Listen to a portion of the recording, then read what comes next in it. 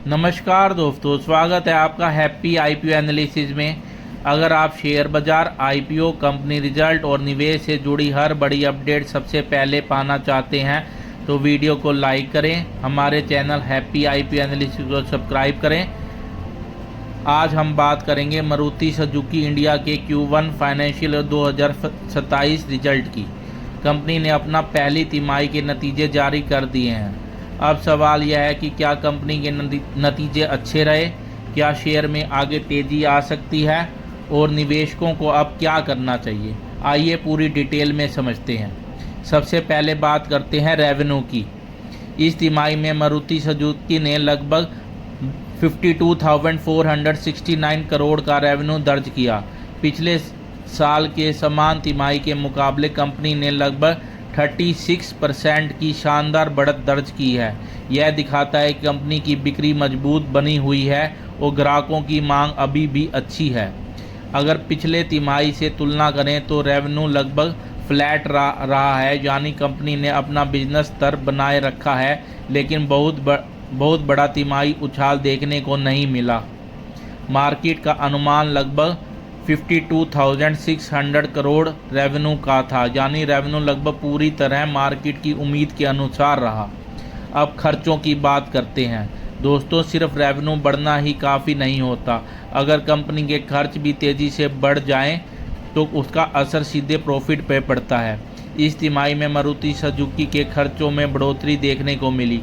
कच्चा माल की लागत, मैन्युफैक्चरिंग खर्च और ऑपरेटिंग खर्च बढ़ने की वजह से कंपनी के मुनाफों पर दबाव आया। हालांकि मार्केट को पहले से उम्मीद थी कि इस तिमाही में खर्च ज़्यादा रहेंगे, इसलिए यह आंकड़ा निवेशकों के लिए कोई बड़ा झटका नहीं है। अब नेट प्रॉफिट पर नज़र डालते हैं। इस तिमाही में मारुति सुजुकी का नेट प्रॉफिट लगभग 3,446 करोड़ रहा। पिछले साल की समान तिमाही के मुकाबले प्रॉफिट लगभग 9 से 10% गिरावट दर्ज की गई है।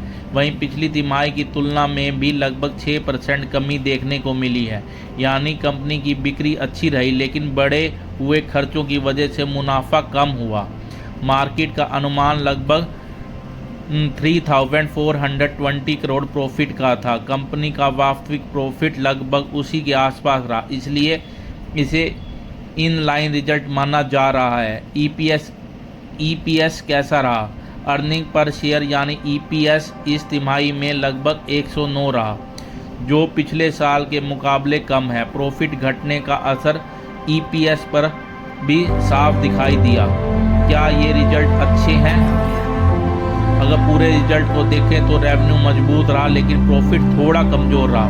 अच्छी बात यह है कि प्रॉफिट में गिरावट पहले से ही मार्केट की उम्मीद में शामिल थी, यानी कंपनी ने कोई बड़ा नेगेटिव सरप्राइज नहीं दिया। इसी वजह से इन रिजल्ट को इन लाइन से हल्का पॉजिटिव माना जा रहा है। कई बार ऐसा होता है कि प्रॉफिट कम होने के बावजूद अगर रिजल्ट उम्मीद से बेहतर या उम्मीद के अनुसार हो तो शेयर में तेज़ी देखने को मिलती है। अब शेयर पर क्या असर पड़ सकता है? रिजल्ट आने के बाद मारुति सुजुकी के शेयर में कोई बड़ी गिरावट देखने को नहीं मिली। इससे यह संकेत मिलता है निवेशकों ने इन नतीजों को अच्छा लिया है। अगर आने वाले दिनों में ऑटो सेक्टर का माहौल अच्छा रहता है तो बाजार मजबूत रहता है, तो मारुति सुजुकी के शेयर में भी अच्छी तेज़ी देखने को मिल सकती है।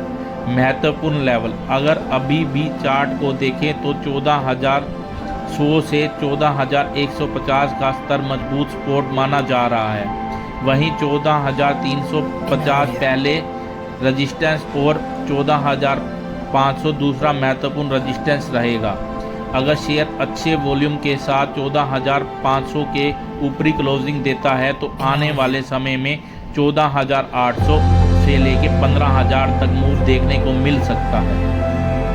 लेकिन अगर शेयर 14,100 के नीचे निकलता है तो 13,900 से 14,000 तक हल्की गिरावट भी आ सकती है। निवेशकों के लिए क्या करें? अगर आप पहले से मारुति सुजुकी के निवेशक हैं तो घबराने की ज़रूरत नहीं है। कंपनी का बिजनेस मजबूत है, भारत में इसकी अच्छी ब्रांड वैल्यू है और आने वाले समय में नए मॉडल तथा बढ़ती डिमांड से कंपनी को फ़ायदा मिल सकता है। अगर आप नई खरीदारी करना चाहते हैं तो जल्दबाजी करने की बजाय 14,500 के ऊपर ब्रेकआउट का इंतजार करना या फिर अच्छी गिरावट पर खरीदारी का मौका देखना बेहतर हो सकता है। निष्कर्ष, कुल मिलाकर मारुति सुजुकी का Q1 फाइनेंशियल ईयर 2027 के रिजल्ट संतुलित और मार्केट की उम्मीद के अनुसार रहा। रेवेन्यू में अच्छी बढ़ोतरी देखने को मिली, जबकि बढ़ते खर्चों की वजह से प्रॉफिट और EPS में गिरावट आई है। फिर भी कंपनी ने कोई बड़ा नेगेटिव सरप्राइज नहीं दिया। अब सबसे महत्वपूर्ण बात यह होगी कि आने वाले दिनों में बाजार और निवेशक इन नतीजों को किस तरह लेते हैं।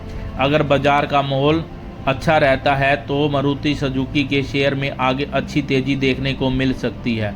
दोस्तों, आपको क्या लगता है, क्या मारुति सुजुकी का शेयर 15,000 का स्तर पार करेगा?